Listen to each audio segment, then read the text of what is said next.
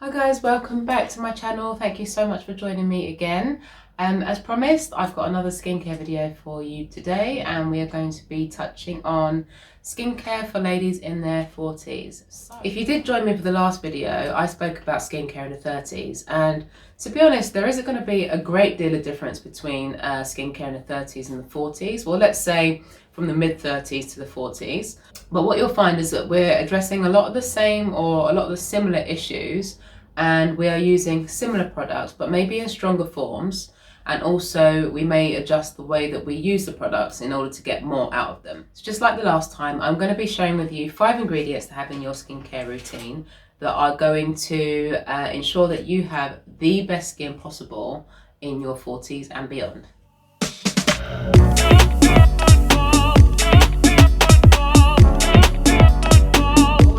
We're not just thinking about looking after our skin in this period, we're investing in the skin. So what I've done to my skin in my 20s, what's happened with my skin in my 20s is going to be presenting in my 30s, it's going to be presenting in my 40s. You're laying a foundation. So when you're in your 40s, you're going to be seeing a lot of the effects of whatever you've been doing to your skin in your 20s and 30s. So depending on how effective your skincare routine was, or how much knowledge you had about looking after your skin through your products and your lifestyle, will determine how much care you're going to need to put in now. But today we are going to be looking at the topics that I see coming up most regularly for women in their 40s.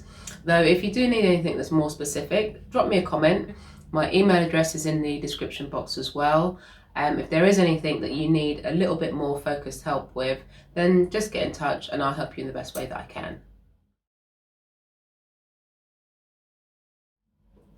So, skin in the 40s is characterized by the formation of wrinkles. Now, in your 30s, you're looking at more fine lines. By your 40s, they are starting to become more wrinkles. So, generally, if you laugh a lot, if you squint a lot, whatever facial expression you make a lot, that is what you're going to see presenting in your skin. So for me, I know that the area around my eyes, I'm very expressive with my eyes. That is going to be the area that I develop my wrinkles. For you, it may be smile lines. The lines between the eyebrows are often present by this point, if not earlier. And also the ones in the forehead, raising the eyebrows a lot and worrying is always going to create those sort of horizontal lines going across the forehead. So those are the sorts of things you might see by the time you hit your 40s. Also, dehydration. Now that is something that affects women of many ages, but particularly by the time you're coming to your 40s, only because the actual skin cells are not going to be retaining moisture as much. So maybe a lady in her 30s and her 20s, they might get dehydration because of their lifestyle, from the coffee, from the alcohol. Whereas for ladies in their 40s, it's more on their side. So the cells are just not holding on to the water and the oils as much as they should do. So the skin can become quite dehydrated. Also, rosacea. It's really quite common in fairer skinned ladies in their 40s. For some reason, it doesn't seem to appear until late 30s to 40s. That's something that I see a lot in the clinic. And just a general lack of luminosity, that sort of like, you know, that highlighter trend that everyone's been up to. We sort of want that sort of dewy looking skin. That's something that can start to decline by the time we're in our 40s. And you know, it's not even so much just because that's what our skin's meant to do. It's a lot of the time it's down to the lifestyle.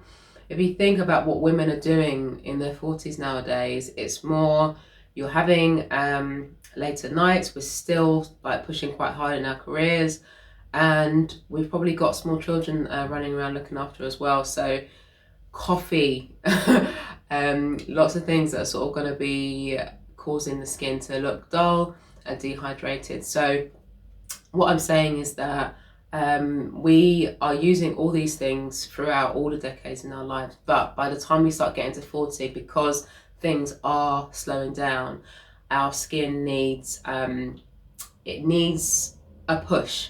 in order to keep doing what it was doing when it was in its 30s and its 20s. So without further ado, let's get into the video and let's start talking about the 5 ingredients that are going to keep your skin looking its best in its 40s. Okay, so I'm going to start off with serum. If you haven't been using a serum up to this point, you definitely should be using one now. So the serums that I would recommend are definitely something in a hydrating base. Even if your skin tends to be quite oily, we still need hydration in the skin. So there's a difference between dry skin and dehydrated skin. Dry skin can be characterized by skin that's sort of like flaking, and when you pinch it, it sort of wrinkles up. That's dry skin. But dehydrated skin is not the same. So what we want to do is make sure that that water is getting into the cells, and which gives the skin that sort of plumped up appearance. So serums are really good for that, especially hyaluronic acid. Now, what I love about serums is they're often in a base of hyaluronic acid, but they've got really concentrated levels of key ingredients for your skin. So in your 40s, we're looking at hydration and antioxidants, brightening agents and things like that. So a high quality serum with an active ingredient such as vitamin C, vitamin E, vitamin A, but also you're going to be looking at things like resveratrol, high level antioxidants, which are going to be driven into the lower layers of your skin due to the small molecule size of your serums. So if you haven't been using a serum up until your 40s, now is definitely a really good time to start. Things with serums, they're very much like concentrates. So whatever skin concern that you're having, you can pick your serum and it's going to address that concern. So for example, if you are suffering with the rosacea that we spoke about earlier, your serum could be addressing dehydration and rosacea by driving something like hyaluronic acid and a calming agent, something like calendula or niacinamide, that's going to help to reduce that redness in your skin. A good old favourite of mine, hyaluronic acid with vitamin C and ferulic acid. That is pretty much a go-to for women across the board.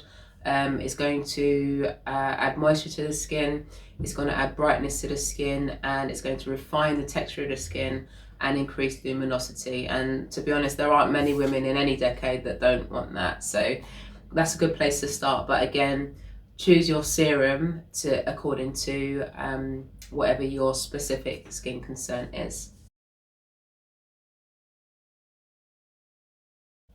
Number 2, chemical peels. Now that sounds scary. When you think about chemical peels, I know a lot of ladies are thinking about Samantha from Sex and the City and that bright red raw looking face. Now you can get so many different strengths of chemical peel, and actually I would always advise that you start with the mildest one that you can find and then you build yourself up. So I did speak about peels for ladies in their 30s, but in that case I was talking about a much lighter and milder peel. The peels that I would look at for ladies in their 40s is building yourself up to something that's going to get a little bit deeper and is going to address the dermis and not just the epidermis. So sorry, that is the layer of skin underneath what we see. So we want our peels to be penetrating deeply, getting down to the dermis, and that's what's going to stimulate the collagen production. Now with the lighter peels, you will get improvement in the texture of the skin, and you may see like a slight reduction in fine lines and wrinkles, just because that sort of surface layer has been, if you imagine like a ditch, the ditch is the line or the wrinkle. If you take away the earth that's on each side of the ditch, so that's the layers of skin, if you push that away, that's going to make the ditch more shallow. So that is the way that some of the more superficial peels can decrease the appearance of fine lines and wrinkles. But the deeper peels that go down to the dermis, they actually stimulate collagen production, and that is what gives you that sort of more plump and hydrated appearance to the skin. So when we're talking about peels that go down to this sort of level, we're looking at glycolic acid, and if you are a little bit more sensitive, we're looking at something like amandelic acid. So the glycolic acids, they come in several different strengths. I will be linking products in the description box just like I did last time. So when it comes to peels, even though I'd be looking at a peel that's going slightly deeper than a more sort of superficial peel, like something like a lactic acid peel, but we want to go deep, but that doesn't necessarily mean that we need to go strong straight away. So what we want to do is we want to build up a tolerance. So you can start with a peel that you can get over the counter that could be as light as 10%. That you're hardly going to feel that even tingling on your skin. But if you're getting results with it, don't think like, oh, because it's not tingling, let me go up. If you're getting results from it, then you stick with it. We only want to give the skin what it needs, nothing more and nothing less. Okay, and it's when you start getting, when you stop getting the results, that's when we start to progress. So of course you want to, like, you know, prolong that period of getting results as much as you can. So you don't need to jump straight into the strongest peel. So with the glycolic acid peel, as an example, 10%, 15, 20%, those are all the sort of things that you can be buying over the counter and using quite freely. As you start to move into the more medium depth peels or medium strength peels, you're looking at sort of like 30 to 50%. Those are the ones that you're going to start to feel the tingle, and you want to progress from 30 to 50 very, very gradually. And anything above 50%, I would say definitely be speaking to or having that applied by a professional. Even the 30 to 50% peels, speak to your aesthetic therapist, speak to her or get their advice, speak to your doctor. They may have some knowledge about skincare in particular as well. But generally, peels are quite personal, and what might feel really strong on one person hardly affects somebody else.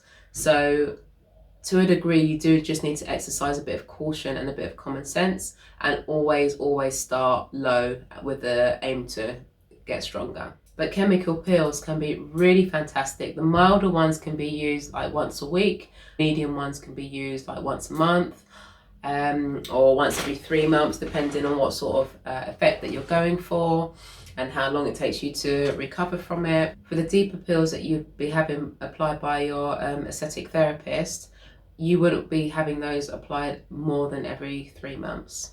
It's just not necessary. And again, that would be if you've got like severe pigmentation or some issue that you're trying to deal with. But just for maintenance, once every 6 months, again, just what your skin needs, nothing more and nothing less. But generally, chemical peels, they're going to address pigmentation, uneven skin tone, that lack of luminosity, refining the texture of the skin as well. So if you've got any uneven skin texture or any patches of dry, it's going to completely resurface the skin and give it that really pretty dewy glow. The next product I'm going to talk about is actually collagen. I have found that collagen works better when you take it internally rather than applying it to your skin. So something like Vital Proteins, Planet Paleo do some really nice ones as well. Literally just add it to your juice, your smoothie, or even coffee. Some of them mix into hot drinks as well. They are really, really good. So collagen is a protein, and what it essentially does is it increases the integrity of your skin.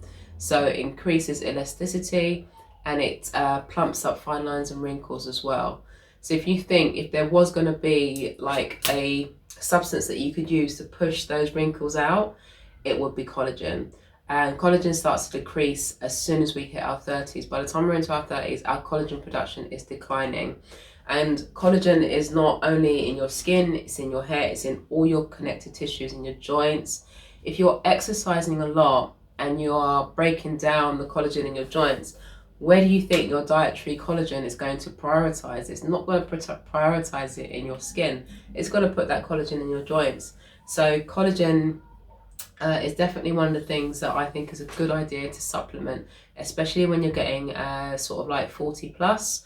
It's a really good idea to start including a collagen supplement just to keep your own levels topped up and to allow your body to you know, have a surplus amount so we can start to put it into your skin, your hair and your nails.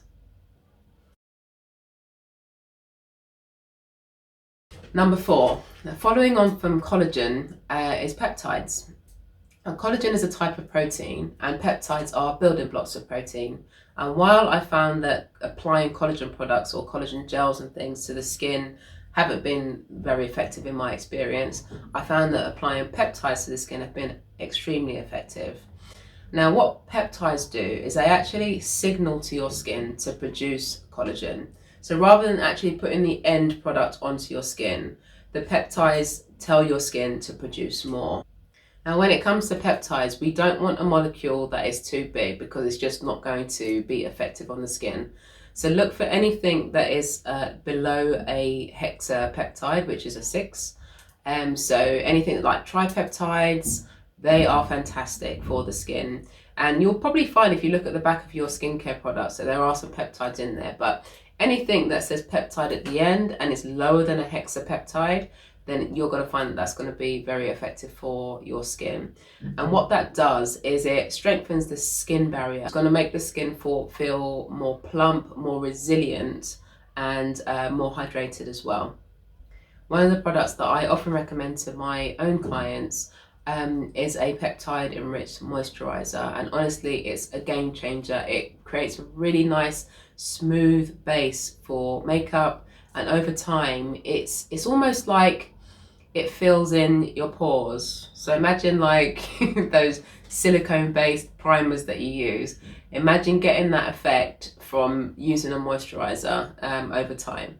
So I find peptides excellent, especially when you pair them with something like vitamin C, hyaluronic acid or niacinamide. Number 5 is Squalane. That's not to be confused with Squalene, which is the unstable version, which is actually produced by our own skin cells. If we were to just extract that oil and try and bottle it, it wouldn't be very good for your skin because it's very unstable. So it'd actually be a pro-oxidant once you apply it to your skin. For that reason, we refine it and turn it into Squalane. And when you turn it into Squalane, it is one of the best oils that you can put on your skin. Now, for me, jojoba used to be one of the best oils to put on your skin because it's the most like our own sebum. Squalane has got a very similar profile in that it is very similar to the sebum produced by your own skin, but it's got some additional benefits such as being it's very non-irritating. It's actually quite soothing for the skin. So for anybody suffering with any sort of like rosacea or increased sensitivity who are sort of experiencing dryness and dehydration, but maybe your combination types, you're getting a lot of oiliness and congestion on your T-zone, Squalane's an excellent choice because it is non-comedogenic, so that means it's not going to block up your pores. It's also antibacterial, so if you are, it's not uncommon for ladies to still be getting a little bit of adult acne. So if you are finding that, then Squalane is an excellent choice because it's also antibacterial, which is going to help to prevent the spread of any sort of bacteria that may come from the breakouts. Squalane also has antioxidant properties in that it protects the skin from the effects of free radical damage. So sun damage, that is a type of free radical damage. Exercise even is a type of free radical damage. Alcohol produces free radicals in the skin. Basically, we don't want free radical damage and we want to limit that as much as possible. Not only in your 40s at any age, but literally, you know, as we get into our 40s, our own protection mechanisms are slowing down. So anything that we can add to the skin that's going to further help to reduce any free radical damage is a win. And Squalane has antioxidant properties, which is going to do that. So it is usually available in a type of serum type product. And also you can apply it for like an eye cream, as a lip balm, so you can use it in multiple ways. Using an oil that is going to help to hydrate and rebalance the skin is really nice, but also using one that's not going to cause more problems like starting to get breakouts, because we definitely don't want that. So for that reason, Squalane offers the best of both worlds. So those are my 5 ingredients to include in your skincare routine if you are a lady in your 40s. To be honest, there were so many more that I could have mentioned, and actually when I started to really think about it, I was like 5 is not going to be enough, but I want to make this series consistent and just offer 5 in each one. And what I'm going to be doing is creating another series where I go into more detail about each of the ingredients that I've spoken about and their families and their groups and things like that. So stay tuned. If you like this sort of thing, please subscribe to the channel. I'm going to be doing this series for another 2 weeks where I'm going to be addressing skincare above 50 and skincare for ladies in their 20s, teens and 20s. But going forward, there's going to be skincare reviews, more skin tips. I'm due to do my own skincare routine coming up soon as well. And I don't only talk about skincare because I am more than an aesthetic therapist. I'm also a fitness fanatic and a nutritionist as well. So there's really lots of things coming your way. If you like that sort of thing, stay tuned, hit subscribe, and I will see you next time, guys. Thank you so much for checking out the video.